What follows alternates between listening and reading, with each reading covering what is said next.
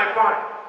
You get a big insight, but the standard of the sausage will not change because the processing ensures that the standards are kept. And I'm suggesting to us that therefore institutions are very important. But the second thing that I'm also suggesting is that the people who man those institutions must be well trained. Training is very important, and continuous training is also very important. And one must ask, what kind of training? You know, if you have an intelligent man or woman who is crooked, that is the most dangerous individual. It's rather you have a fool who is crooked because he'll sooner be found out. But if you have an intelligent man or woman who has chosen the path of doing the wrong thing, then that is the most dangerous individual. And how can you ensure that that individual is, in a manner of speaking, made to conduct himself or herself in a manner that is in keeping with institutional standards? You now know, for example, that when you are in a public service, for example, you are a senator or you are a cabinet minister or you serve in public, when you come to a conference such as this and you get a gift, there is a gift declaration. You've got to tell us how much it is. And I now see many individuals, when they are given a gift, they produce it and show it to everybody else to show that it has no value. But sometimes that is just the cover. The real gift is given elsewhere. So we must warn ourselves of how to deal with this thing. The third thing that one must do is also to have clear legal regimes, clarity in the law. Because sometimes the law is also an institution, the legal infrastructure that deals with corruption. Do we have the legal infrastructure that deals with corruption? Ordinarily, many individuals who engage in corruption are not hurt by imprisonment. Sometimes it is seizure of property. You will have somebody who has used his office for the purposes of personal benefit. And I've always said, those of you who are in public sector, it is only in Africa where you'll find somebody who earns, say, 1 million naira. And this individual who has and earns 1 million naira has 4 children. And his 4 children are all attending education in the United States. And not only that, he's building without loan in Ikeja in Lagos. And not only that, he's building another house next to Aso Rock in Abuja. And not only that, he is attending, his wife and his children are also attending a 1-week holiday in Waikiki Beach in Honolulu, Hawaii. And not only that, he has just given a donation to the candidate for the Senate. And not only that, he has also given a donation to 2 candidates for governor.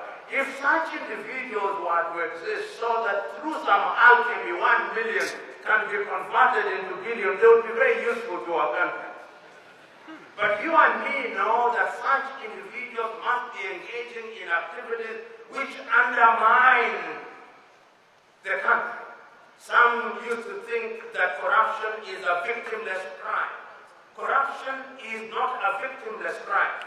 I remember at one time in one of the countries that I visited, somebody asked, and you are saying that we have stolen money. Whose goat have we stolen? Whose goat? The assumption that public funds do not belong to anybody is informed by a lack of understanding of how public funds are to be utilized. The assumption that you can take something from the public without any consequence is informed by the lack of realization that corruption undermines institutions. The assumption that you can take public money without any consequence is informed by the assumption that it does not belong to the taxpayer. And I'm suggesting to us, therefore, that in order to ensure that the fight against corruption is at the level which is desirable, the following institution must always be strengthened. Number 1, tax collecting institutions. I do not know whether the Nigerian government knows how much money it ought to have collected as against the money it has collected. In many African countries, we only talk about the money that we have collected, not the money that we ought to have collected. In order to know what you have lost or know what you have lost, you must know what you have in the first place.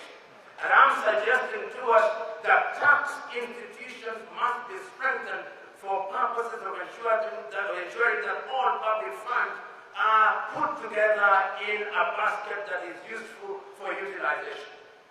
I'm also suggesting that the institution of the executive, and the executive does not mean the presidency, the institution does not mean the president, it means the executive arm. And the executive arm must be understood in a federal system such as Nigeria. It must mean the presidency, it must mean the cabinet, it must mean the governors and those who belong to that branch, and they too must be answerable to other institutions. The other arm and institution that must be strengthened is the legislature. The legislature must legislate and must make laws that are in the best interest of the nation. I'm informed that Nigerian legislators are some of the best paid legislators anywhere in the world. And I'm informed that in fact, Nigerian legislators could be the highest paid legislators relative to Nigeria's GDP. If that is the case, then those are some of the things that ought to be addressed. Because corruption is also brought about by competition. You visit the same supermarkets, you buy the same jollof rice, you buy the same egusi soup. So what is the difference that somebody is earning 25 million and another one 150,000 naira and you go to the same barber and to the same market? In other words, one is said that the difference between remuneration, people must be properly remunerated. If you want the police as an institution to serve Nigeria, and the police force is an important institution, you must enable them. If you have a police officer who has been on the beat for the last 10 hours and he has not had a morsel of food, even if the angels were to visit that police officer, if you give him 500 naira, he'll take it. So we must also ask ourselves, how do we strengthen institutions? We are saying that people must be properly remunerated. We are saying that university professors must be properly remunerated. Remuneration is part of the strengthening of institutions. I'm saying that customs officers and customs unions must be properly structured and must be properly remunerated. And I'm not saying that high salaries in and of themselves will solve the problem, but I'm saying that it reduces people's appetite for things that do not belong to them. You know, I was reading some Hindu mythology and it was saying that corruption can never be completely eliminated, and the person said that how can you expect fish to swim in the ocean and some water will not get into its mouth? And I said, let the fish shut his mouth.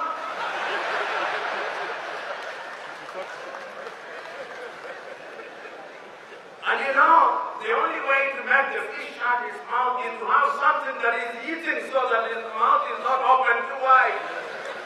And I'm suggesting as I conclude, therefore, that the fight against corruption is one that must be sustained. And it can only be sustained, as I've said at the very beginning, on the basis of a number of things. I've already said, and we know about it, that internationally we have the UN Convention.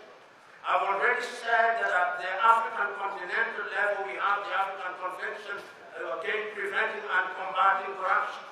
And I've also said that at the national level we have the food on the table. The people want quality education. The people want good health care. The people want good infrastructure. The people want opportunities to invent and to innovate, which means that resources must be released.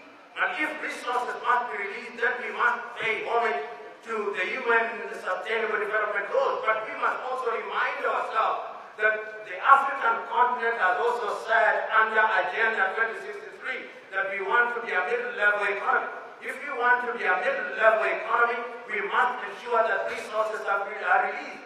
If we want to to ensure that Africa enjoys the free skies. We must make sure that resources are released. If ECOWAS wants to have a common currency, they claim they are going to have a common currency in the year 2020. I doubt, and I say that the earliest that they can have a common currency in my view is 2030. And the reason is that you must bring the economies at a level where you can have a currency that can move. And this is important because corruption undermines this.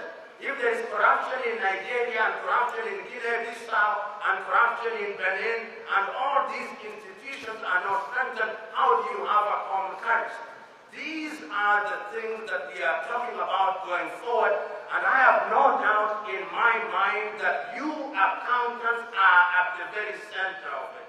If there was a single profession that ought to be called to account, today I'm asking you as an accountant, if in the discharge of your functions you have ever participated in the doctoring of books, say, mea culpa, mea maxima culpa. Please now, and do make a solemn vow that whatever you do, you are going to use your profession to ensure that only the right thing is done. It can be done, it must be done, and it is we accountants who must do it. God bless.